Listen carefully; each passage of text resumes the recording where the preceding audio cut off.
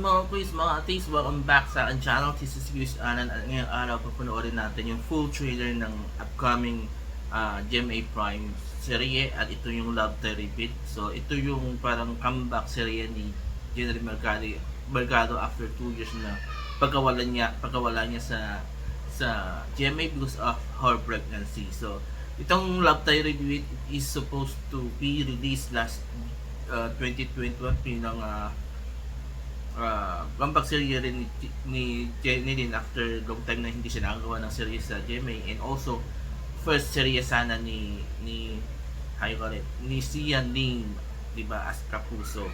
So now we're going to watch the full trailer, and later I'll be giving my reaction and opinion on the said trailer. So with no further ado, let's watch the video and go!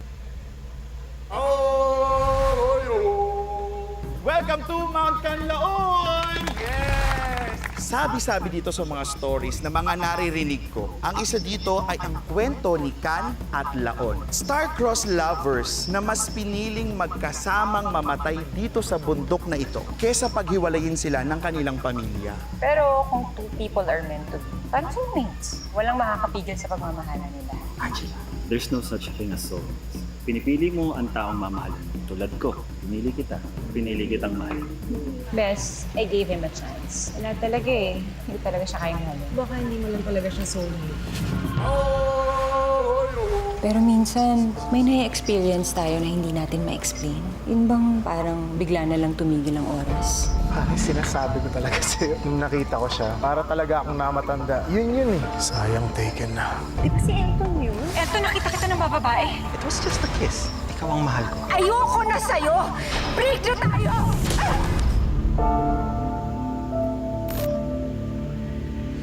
Uy! Okay ka lang? May problema ba? Ayoko lang na maabutan ako nung humahabol sa akin. Sana all may mahabol. Dahil sa kabutihan niyo, gagabayan ni Canlaon ang pagsasama ninyong mag-asawa. Hindi po kami mag-asawa. Oo nga, ngayon lang kami nagkakilala na eh. Manliligaw pa nga lang ako eh. Napagkahalo po ang kasagutuhan at ang hinaharap ninyong dalawa. Magkaduktong ang buhay ninyong dalawa ng pag-ibig at kamatay. Naalala mo ba yung sinabi ng matanda doon sa bundok? Tungkol sa future natin. Sa pag-ibig at kamatayan? Lahat naman tayo nagmamahal, di ba? Lahat din naman tayo namamatay. Tingin ko ang importante doon yung gagawin natin bago tayo dumating sa hukay. Break na tayo, di ba? So kung makita mo akong may kasamang ibang lalaki, may kausap akong iba, wala ka nang pakialam doon. Akas natin ha.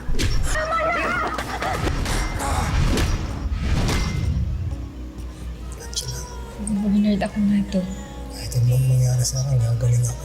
Wala sa tabi kita. Angela, mahal na ata kita. Ikaw na yun, tayong soulmate ko. Angela, just like this ring, so does my love for you.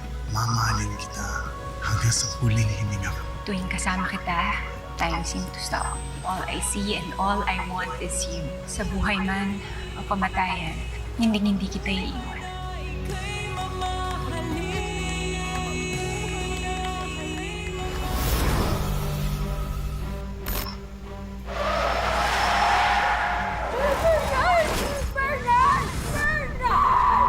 So kung Ardo binawian ng buhay ang asawa ko, tapos sasabihin niyo sa akin wala? Hindi totoo. Ayoko. Nagde-deja vu ka dahil sa panaginip mo. Panaginip? Ba't ka umiiyak? Ano nangyari? Grinch, tulungan mo ako. Paulit-ulit lang lahat nangyayari. 3 beses ko nang dinadaanan tong araw na to. Maniwala ka naman. Unang araw pa lang nung nawala si Bernard, nagsakit. Pero ngayon nung umuulit siya ng umuulit, hindi ko alam kung kakayanin ko pa ba to. Kailangan kong maintindihan lahat ng nangyayari ngayon. Kayo yung matandang nakilala namin sa Mount Canlaon? Nandito ko para balaan ka. Nauubos na mga pagkakataon mo. Kayo yung may gawa nito? Bakit niyo naman hinahayaang paulit-ulit ako mamatayan ng asawa? Kapalaran ang nagtakda ng kamatayan ng asawa mo. Magsisimula na ang primetime dramang paibigin at sasaktan ka ng paulit-ulit. Gusto ko malaman ano bang nangyayari, Bernard. Gusto ko malaman. Sabihin mo Ulit, Paulit-ulit lang. Maulit-ulit kung may kita mamamatay yung asawa ko, hindi po kaya. ulit, Huwag mo sayangin ang oras, Angela. Paano ko ililigtas yung asawa ko? Bernard! Bernard!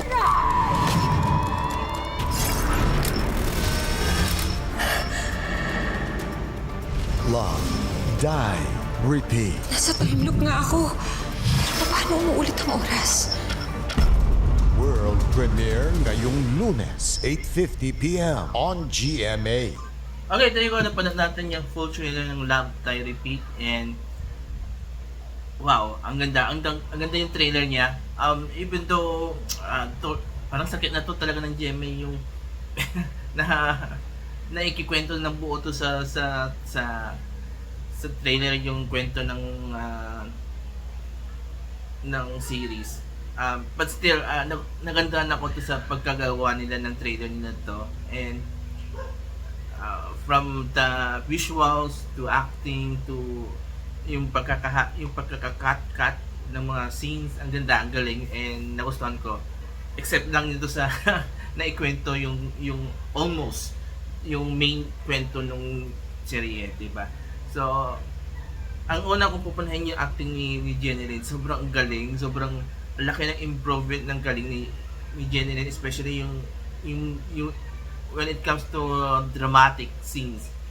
I'll be honest with you guys, isa ako doon sa mga, well, hindi masyadong believe sa acting ni Jenny Lin because I saw it nung nag-start siya, na talagang nag-struggle siya until now. Pero this one, dito sa serye na to, Love, Die, Repeat, ang laki. Yung mga eksena niya na kausap niya si Ina Fileo, ang galing yung eksena yan doon. Na sobrang linis, sobrang pulido yung acting niya doon, and kudos to Jenny Lin, sobrang nakakabilib. And siguro influential siya ni Dennis Studio, diba? And sobrang wow, wala akong sabi, ang galing talaga ng acting ni Jenny Lin dito. Ang laki ng improvement siya. And no doubt kung bakit masyado siyang alagang-alaga ng GMA, because nakikita nila na hindi lang singer, pero artist na rin siya, dramatic artist din niya. Tapos Zian, walang question kay Zian. She's a very good actor also.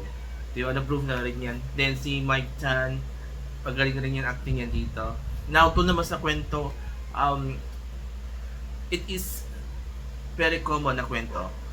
Napanood na natin yan, especially sa isang Hollywood movie. I forgot the title ng movie na yan, pero same ang storyline na parang babalik-balik siya para until sa maayos niya yung issue, diba? Yung problema.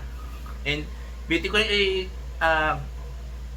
i-compare to sa Rewind, yung movie na inirelease nung Metro Manila Film Festival na pinagbibidaan ng Dong Yang, pero yung pinakaiba lang nun, isang beses lang yan, pero this one sa Love, Die, Repeat, paulit-ulit, diba? So, ang what makes you excited dito sa serye na to, paano yung atake nila, yung paano magiging iba to sa Hollywood film na alam natin pagkukumparahan nila nito, kung paano ito aatakihin, and plus kung ano yung magiging twist niya sa huli na hindi katulad to sa movie, diba? So yun ang excited ako makita yung magiging twist niya sa dulo, but especially pagdating sa end, diba?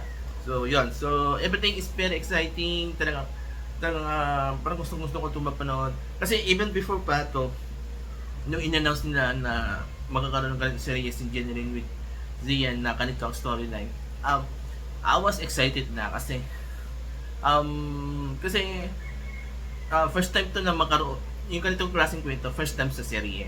Pero sa movies meron na napanood na natin yan. Pero sa serye, this is the first time na gagawin sa isang serye. Gusto ko makita kung paano yung atake, diba? Kasi kasi when it comes to yung sa atake to sa serye, yun doon mapapakita kung paano kausap yung director sa screenwriter ng serye, diba?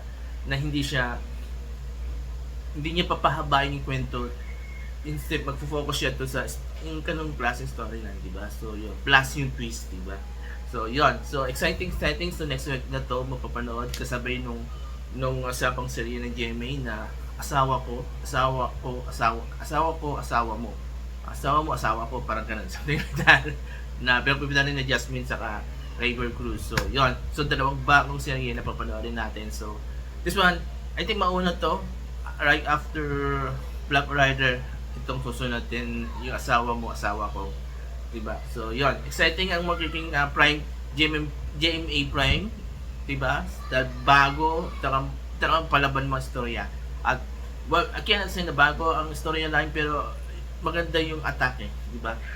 Alam natin kung kaano kahusay gumawa ng ang GMA, yung parang nag-take sila ng risk to do as movie na bigyan na natin makita sa mga serye. So, yon.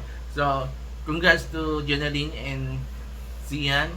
I'm looking forward na magiging successful to and magustuhan ng mga viewers, lalo ba't nanggaling sila doon sa Rewind. So, parang definitely pakabadala sila dito.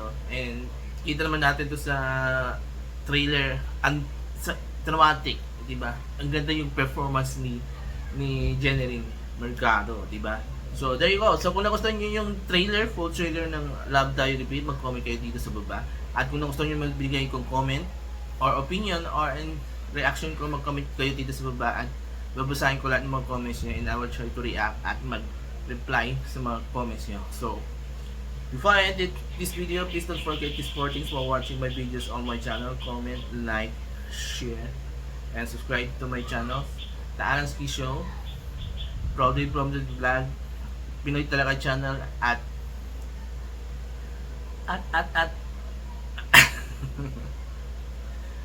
Tabat ng People Presents. Maraming salamat, have a nice day, and bye-bye.